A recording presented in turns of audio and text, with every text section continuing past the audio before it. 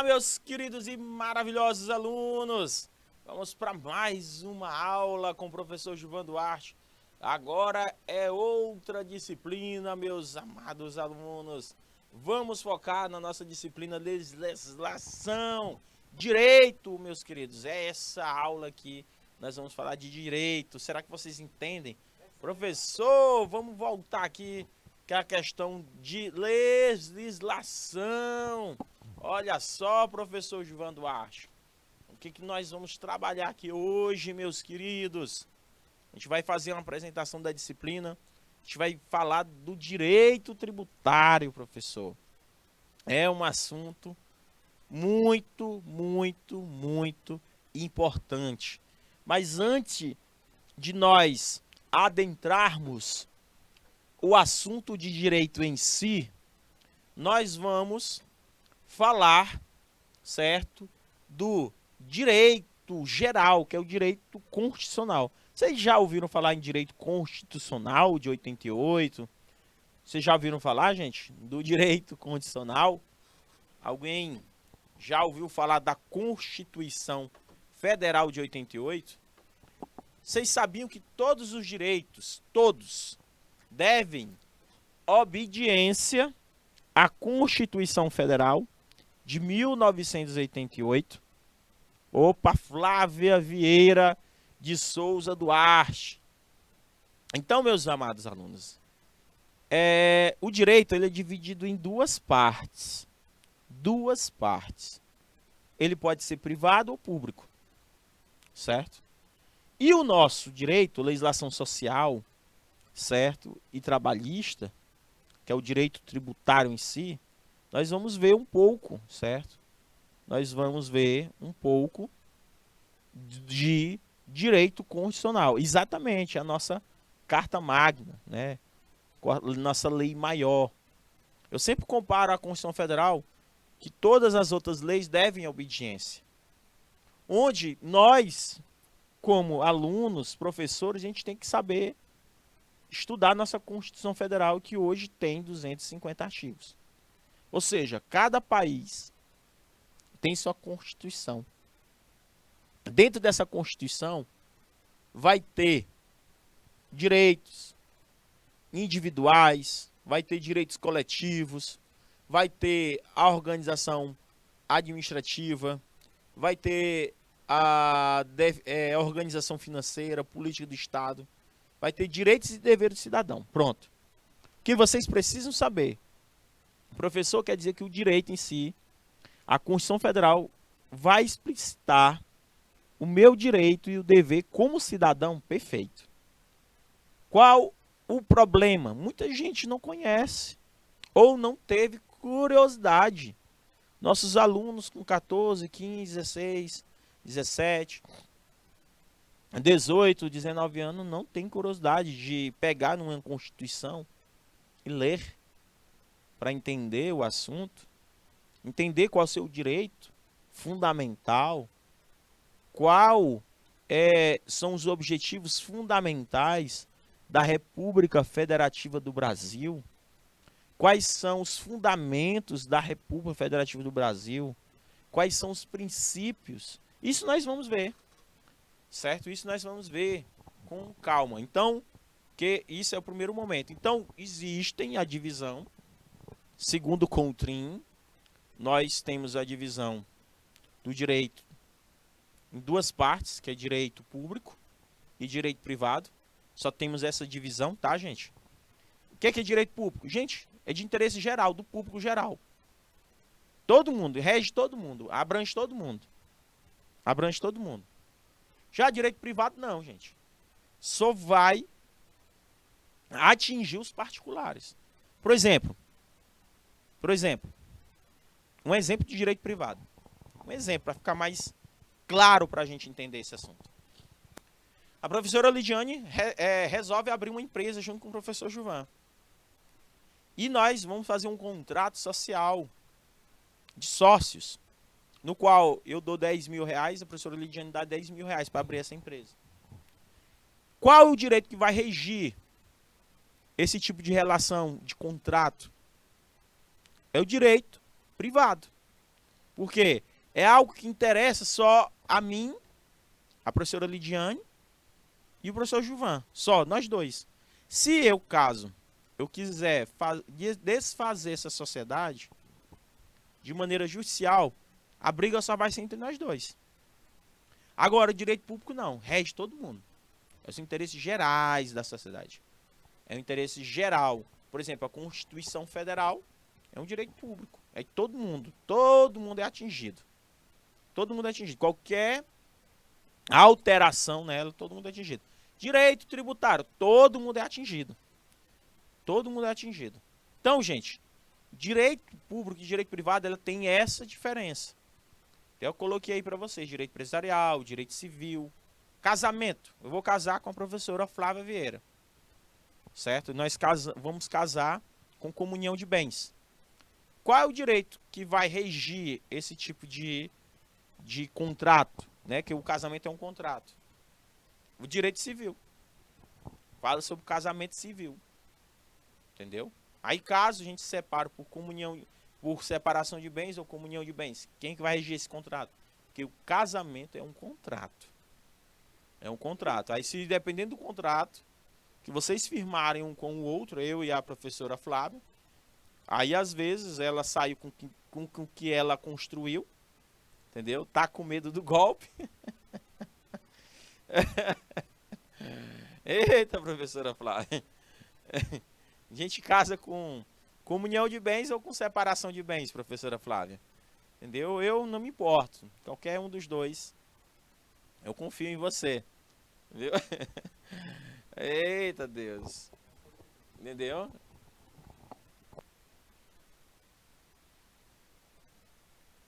O meu querido diretor disse que quando for casar, vai casar com separação de bens. Ele disse, cada um com o seu, né, meu diretor? Cada um com o seu, meu diretor disse aqui. Cada um com o seu. Entendeu? Tem gente, meu diretor, que não separa com medo de perder o que construiu. Entendeu? Tem gente que mesmo não amando, mas ele tem medo. Olha só, gente. Eu elenquei aqui para vocês alguns ramos do direito. Para a gente poder ficar mais claro, né, sobre o direito público e o direito privado. Por que eu não fui logo direto no assunto, gente? Porque eu acho assim, eu não fui direto porque eu acredito que meus alunos, nossos alunos, professora Flávia, eles não têm muita noção 100% de direito.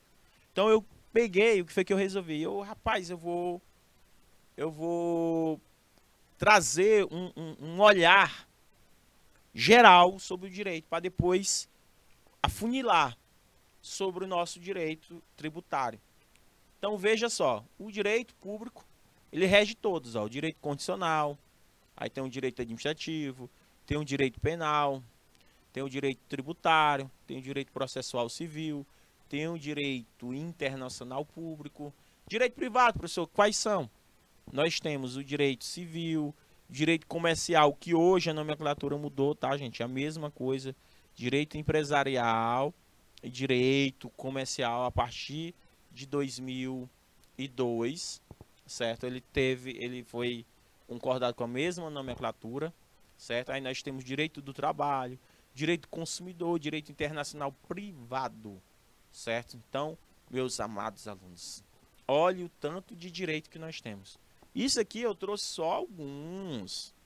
Ele é muito maior do que vocês possam imaginar. Então, meus amados, vejam só, o professor de direito tributário. Essa disciplina que nós vamos ver, que é isso mesmo, professor? Qual a importância para nós, professor? Ele é um ramo do direito público que tem um propósito de regular como ocorre a cobrança de tributos. Se você pegar a Bíblia, você vai conhecer um cobrador de impostos. Acho que é o apóstolo Paulo, não é isso, meu diretor? É o apóstolo Paulo. Vocês vão ver lá que já falavam-se, nesta época, já falavam-se de impostos. Desde o mundo é mundo existe essa questão de impostos. Desde a questão do que passou do sistema feudal para o sistema comercial, capitalista, né? Passou-se na época. Então, começou a cobrar os impostos justamente para manter as atividades do Estado. Uma pavimentação, uma iluminação pública, segurança pública, pagar os professores, construir uma escola. Olha, meu querido aluno, se você não conserva a sua escola, se você não cuida bem da sua escola, dizendo assim, é público, eu vou quebrar esse espelho, eu vou quebrar esse vaso, eu vou pinchar as paredes da escola, achando que você não está tirando nada do seu bolso, está sim. Você paga por isso. Essa escola é minha, é sua e é de todos nós. É uma escola pública nossa, que foi construída pelo nosso dinheiro. Vocês estão conseguindo compreender? E de onde é que vem esse dinheiro, professor? Daí, dos tributos que vocês pagam, que nós pagamos.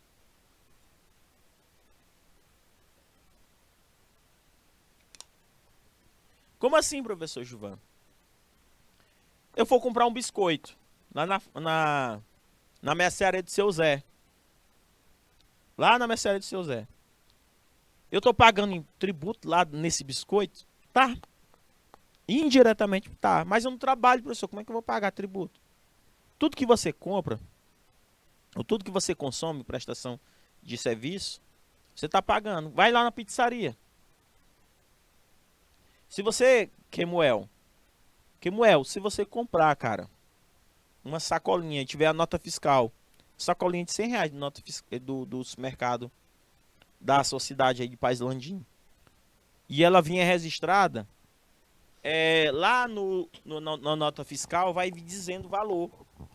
O valor vai dizendo de aproximadamente quais os tributos federais, estaduais e municipais que você pagou. Aproximadamente. Epa, peraí, pessoal. O senhor acabou de falar 3 coisas. Tributo federal, estadual,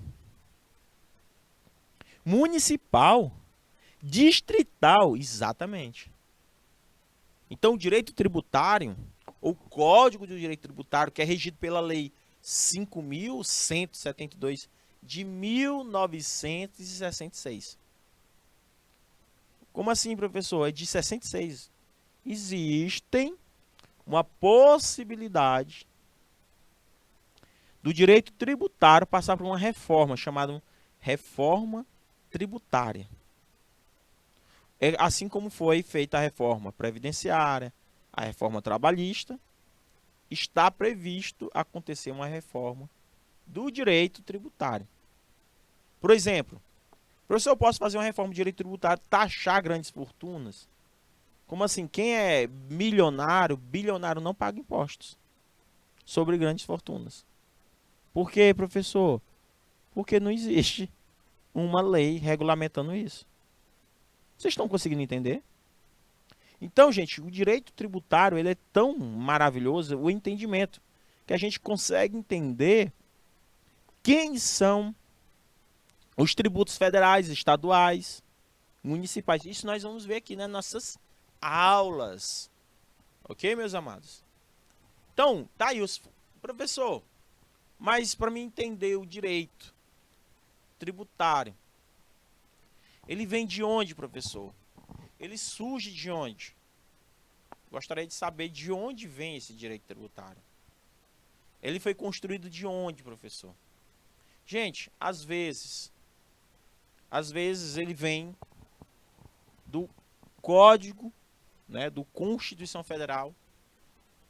Ele vem de leis, que as leis elas podem ser divididas em 3 tipos: complementares, ordinárias e delegadas. Ele pode surgir da medida provisória. Ele pode surgir dos decretos legislativos, dos tratados, dos convênios. Ah, professor, quer dizer que nós temos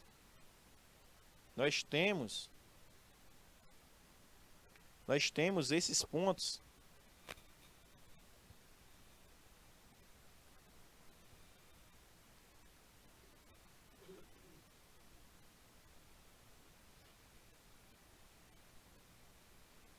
Nós temos que entender.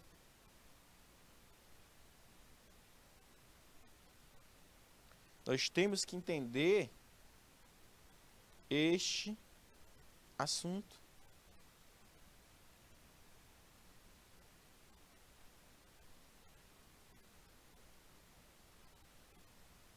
Nós temos que ter esses assuntos. O que significa lei complementar? Lei ordinária.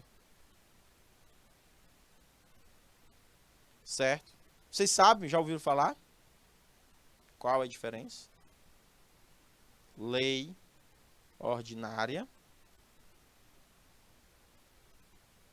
Lei ordinária e lei complementar. Tem a ver com o que, professor? A lei ordinária e a lei complementar. Qual a diferença de uma para a outra? Gente, é só a diferença de um para outro. É só a questão dos quórums. Um é mais complicado, um é menos complicado. Certo? Um é complicada e um é menos complicada.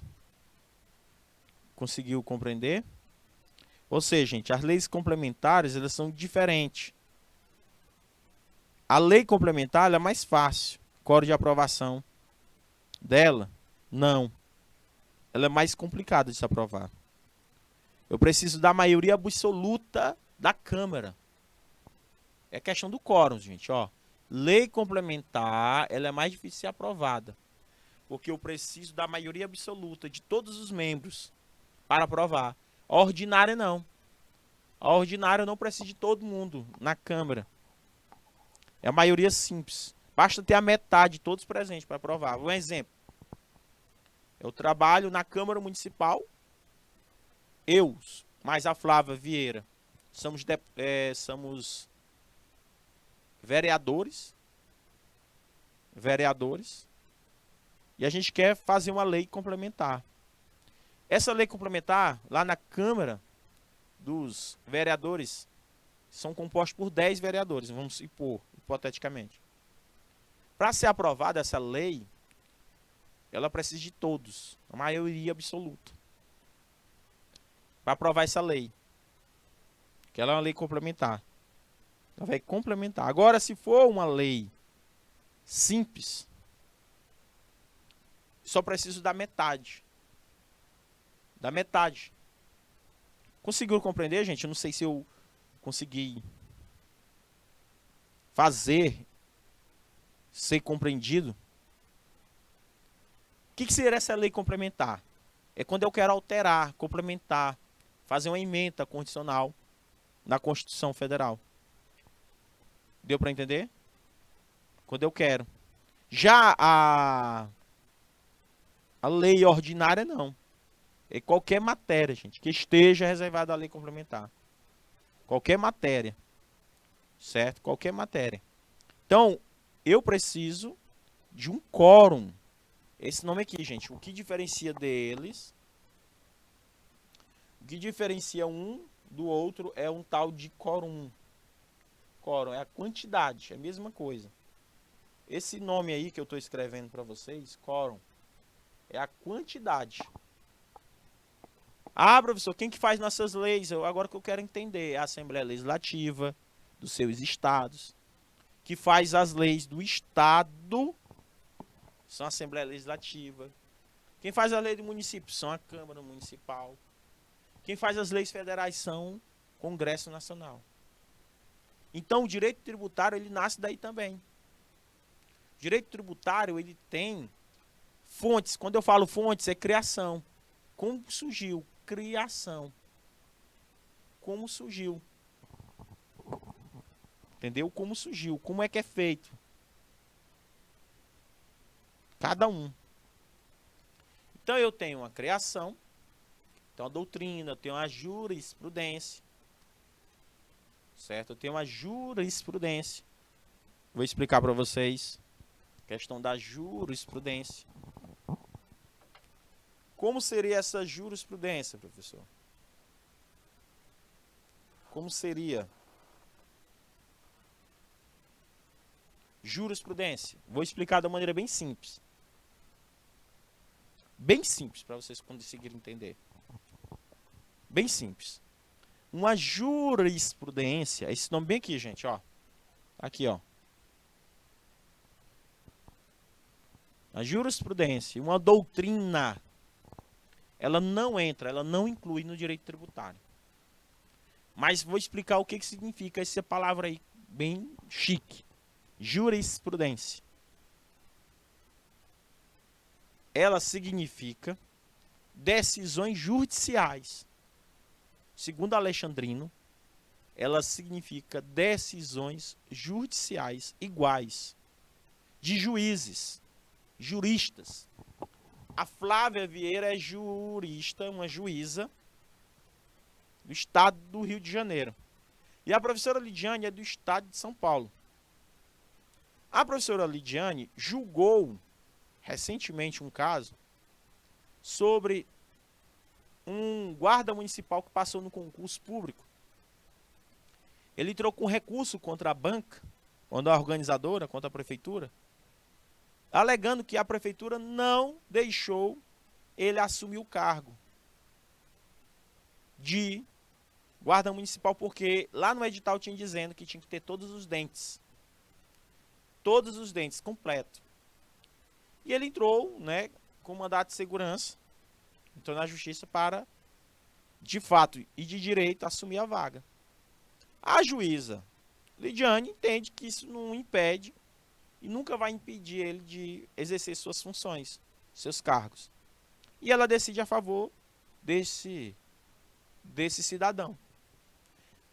Aí aconteceu um caso igual, parecido, na cidade do Rio de Janeiro, onde a Flávia trabalha na sua vara da família, na vara civil, algo do tipo. E cai um processo igual, parecido. Ela toma uma decisão embasada, parecida com que a Lidiane toma essa decisão. Ela viu que existe uma jurisprudência, decisões a favor do mesmo caso. Então ela decide resolver fazer uma jurisprudência. Deu para entender o que é uma jurisprudência? São decisões iguais. Aí, quando tá tendo uma confusão de jurisprudência, um entra em conflito, quando há um conflito, aí o que acontece, meus amados alunos? O que acontece? O Supremo entra e toma decisão definitiva quando há conflitos de jurisprudências. Eles transformam em súmulas. Súmula, meu amigo, é como se ele amarrasse a decisão e todo mundo tinha que seguir. Pronto. Uma súmula vinculante. Ok? Então, gente, o direito ele tem várias fontes. A única fonte que ele não aceita são de doutrinadores. Doutrinas são professores especialistas na área. Querer modificar. Ele não aceita. O direito tributário não aceita. Pessoas especialistas na área a querer alterar o direito. Não aceita. Agora, o direito tributário aceita fontes primárias. Direito tem várias fontes. Constituição Federal, medida provisória, resolução do Senado, porque ele é uma lei federal, gente. Direito tributário é uma lei federal. É uma lei maior. Só que todos os seus estados e municípios têm as suas competências e suas responsabilidades sobre determinado tributo. Existem tributos que são exclusivamente federal, estadual e municipal, que ninguém pode mexer. Porque não pode existir, segundo a lei, Ricardo Alexandre, desculpa, do seu livro Direito Tributário Descomplicado, do livro Ricardo Alexandre, do livro Direito Tributário Descomplicado, ele fala muito isso. Ele trabalha muito nessas questões. Então, gente, uma estrutura da lei, como é, professor? Professor, uma vez eu peguei numa lei, eu abri, junto com a professora Flávia, sala de aula, eu vi umas coisinhas assim que eu não entendi o que significa. Eu não sei o que significa ementa, eu não sei o que significa preâmbulo, eu não sei o que significa cláusulas. Eu não sei, professor, eu não sei o que significa título, artigo, inciso, alínea. Ó, a linha é assim, ó. Dois Szinho, ó. Um entrelaçado no outro, ó. Né? Não. Errado. Não é, meus queridos. A linha é isso aqui, ó. O A, o B, C, o D. A letra do alfabeto, ó. A, B, C, D, F, G, certo? Ó, o G, H. Já o parágrafo, que é que o Szinho, ó. É assim, ó. É o S. Conseguiram compreender, meus amados? É o S. É o Szinho, ó. Vocês vão ver já já, vou mostrar pra vocês. Artigo, vai vir assim, ó. Arte. Que é o numeral romano, ó. 1, 2. Não, gente. Artigo não é assim. Artigo, ele vai vir o número mesmo, ó. Artigo 1º. Vai vir um artigo, ó, o número. Artigo 2. Vai vir o número. Já o inciso são os numerais, ó. Numerais romanos. Tudo que for numeral romano é um inciso.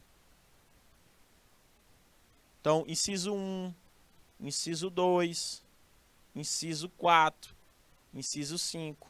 Estão conseguindo compreender? O que mais vocês vão ver é isso aqui, ó. Artigo, inciso, alínea e parágrafos. Conseguiram enxergar aí o que eu estou querendo dizer? Ah, professor, eu não sabia não, dentro do direito. Eu não sabia que tinha essas artimanhas. Tem. Tem sim. Vocês precisam aprender o que é um parágrafo, o que é uma alíneas, o que é um inciso. Numerais romanos, tudo é inciso. Que é um artigo. E vai vir nessa ordem. Geralmente a lei tem um título, ou chamado epicágrafe, tem um preâmbulo, que é a mesma coisa do cabeçalho, ó. Cabeçalho.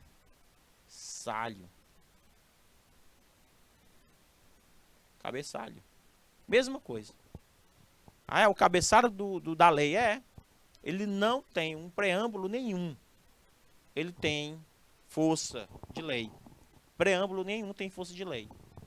Por quê, gente? Uma vez, a Constituição Federal, quando foi criada em 88, o Acre criou a Constituição Estadual. Tu sabe que cada estado, 26 mais 1, ou seja, os 20 estados federativos do Brasil, eles têm a Constituição Estadual.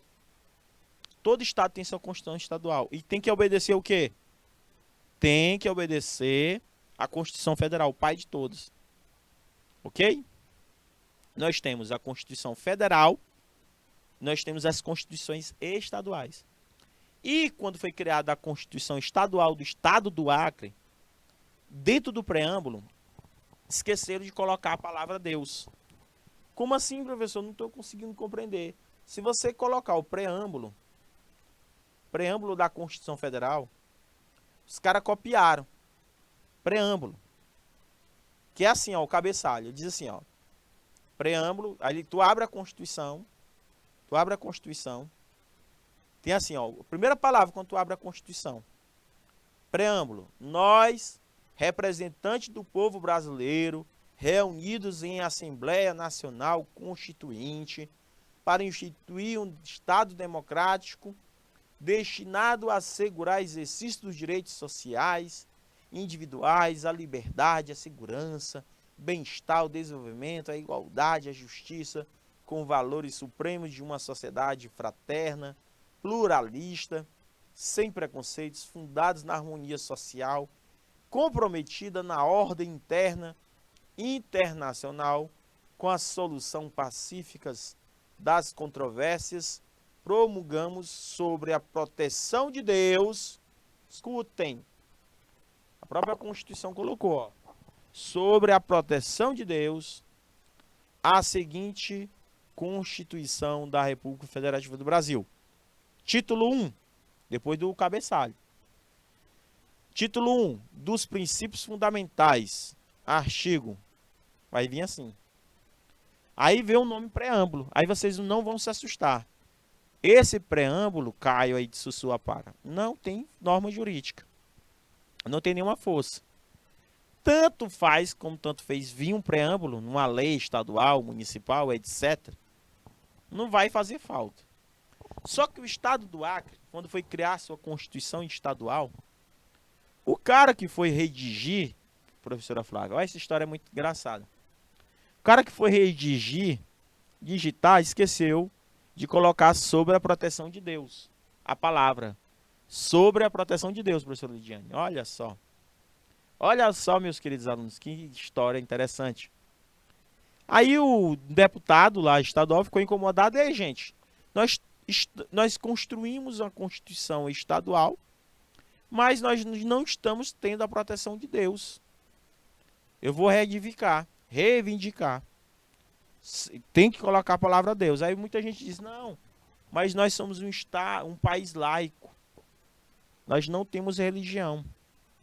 Nós somos um país laico. Só que o juiz, né, quando pegou, disse que tinha que colocar a palavra Deus. Disse que estava errado. Aí o outro juiz disse, não, está errado não. Pode deixar sem a palavra Deus. Isso não tem nada a ver, nós somos um país laico. Aí foi para o Supremo. Chegou lá no Supremo Tribunal Federal, que foi na época que o Joaquim Barbosa pegou e disse, não, gente. Tanto faz proteção de Deus ou não nessa palavra, o preâmbulo ele não tem força jurídica nenhuma. Ele não tem nenhuma relevância para o cidadão brasileiro. Tanto faz, ele é só um cabeçalho. Pronto, aí aquietaram o facho. Entendeu? Então, preâmbulo, coloque na cabeça de vocês, ele não tem. Aí depois vem as partes. Depois do preâmbulo vem as partes, vem as partes, que é os títulos. Título 1, título 2, título 3, título 4 e assim sucessivamente. Aí depois vem os capítulos, né? Depois dos títulos, vem os capítulos, ok? Nós temos, por exemplo, na nossa Constituição Federal, se você abrir o título 2 dos direitos e garantias fundamentais, nós temos um capítulo 1 dos direitos e deveres individuais e coletivos. Dentro desse capítulo vai ter suas subseções, seções, e é um artigo muito dolorido, gente, é grande, é enorme. Mas eu digo e repito, a verdade, a leitura é libertador. Libertador. Tranquilo, meus queridos? É algo libertador. Tranquilo? Conseguiram compreender e entender? Certo? Tranquilo? Alguma dúvida?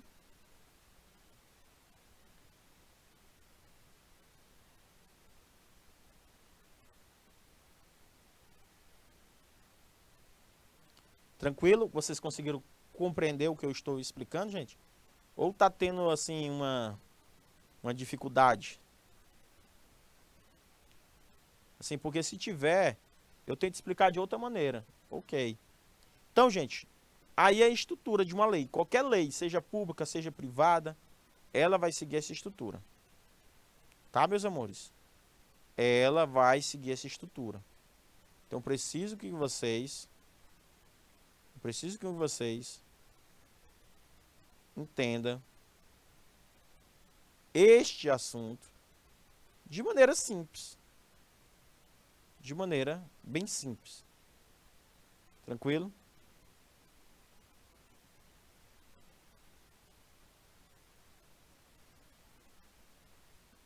Tranquilo?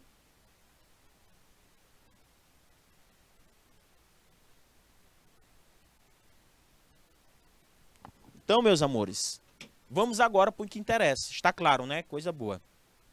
Então, vamos para o que interessa aqui mostrar para vocês. Gente, meus alunos, meus queridos professores e professoras, a estrutura é essa. Que para quem nunca estudou lei, direito, professor, eu nunca estudei para concurso. Então vamos lá. Ó, eu vou passar aqui, aí vocês vão ver, ó. Quando você abre uma lei, ela vai seguir isto aqui, ó. É desse jeito, gente. Não tem como. Qualquer lei, ela vai vir a parte geral, o livro, dizendo o que é. Título, vai dizer o título. Vai dizer o capítulo, vai dizer a seção, a subseção. O artigo. Ah, outra palavra que vai aparecer aqui para vocês, chamada de caput. É a cabeça do parágrafo. É a mesma coisa. Anote aí. Cabeça do parágrafo. E o inciso, ó, o inciso. Ah, professor, nunca vai vir a linha primeiro, depois o inciso. Não, vai seguir essa ordem. Artigo, inciso, a linha e parágrafo único. Nunca vai ser o contrário. Nunca. Nunca, nunca, nunca. A pessoa diz, rapaz, nunca diga nunca. Pois eu digo, essa daí eu digo. E repito, nunca. A estrutura formal de uma lei, ela vai seguir estes princípios. Não existe outro, tá, gente? Não existe outro. Então, vamos entender a primeira lei de hoje, o Estado brasileiro e a Constituição Federal. Vamos entender essa Constituição. O conceito de Constituição, gente, é como eu falei para vocês. É uma lei fundamental, ela é suprema. É a Carta Magna, é a maior. Certo? Todos os direitos têm que ter obediência a ela. Por exemplo, se eu fizer uma lei, por exemplo, se eu perguntar aqui para vocês, acho que eu já até fiz essa pergunta, não sei se foi nessa turma. Existe pena de morte, professora Lidiane, no Brasil? Hein, professora Flávia? Gente, existe pena de morte no Brasil? Sabe me dizer? Existem, gente, pena de morte no Brasil? Alguém sabe me dizer?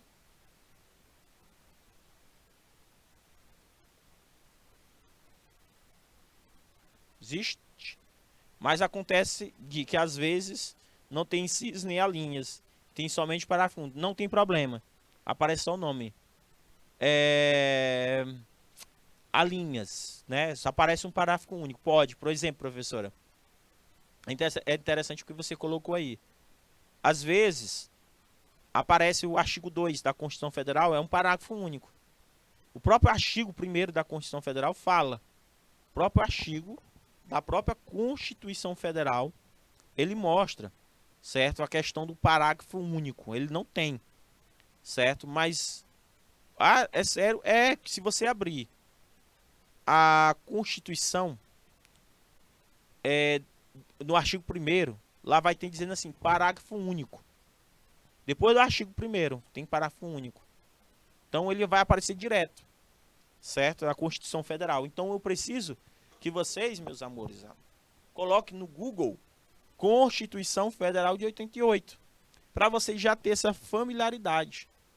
Por quê, gente? Porque ele serve para proteger a gente. Porque na época da ditadura militar, meus queridos, em 1967, nós não tínhamos liberdade. Nós não tínhamos liberdades. Então, por isso que a Constituição Federal ela veio, de uma tal maneira nos proteger. A Constituição de um país, quanto escrita, ela torna uma norma suprema. Ela tem um papel de limitar poderes, de garantir direitos, organizar o Estado. Olha só essa palavra-chave aqui, ó. Então, professor, a Constituição Federal ela tem um quê? Ela tem que ser escrita, porque ela é uma norma suprema, todos têm que ter obediência, ninguém pode agredir a Constituição Federal. Se existe uma lei, como eu falo para vocês, que diga que vai ter pena de morte no Brasil, se caso você roubar ou matar, vai ferir a Constituição, porque a Constituição Federal diz que só vai existir pena de morte no Brasil, salvo em caso de guerra declarada, de acordo com o artigo 5º. Agora, se um Estado, por exemplo, o Estado do Piauí, com a sua Assembleia Legislativa, constituir uma pena de morte no Estado do Piauí, o que ela está fazendo? Será considerado inconstitucional. Será considerado inconstitucional, professor, por quê? Porque a nossa norma suprema de ordenamento jurídico, ela limita isso aí. Ela limita. Ela diz, não, espera aí. Você está desrespeitando o pai de todos.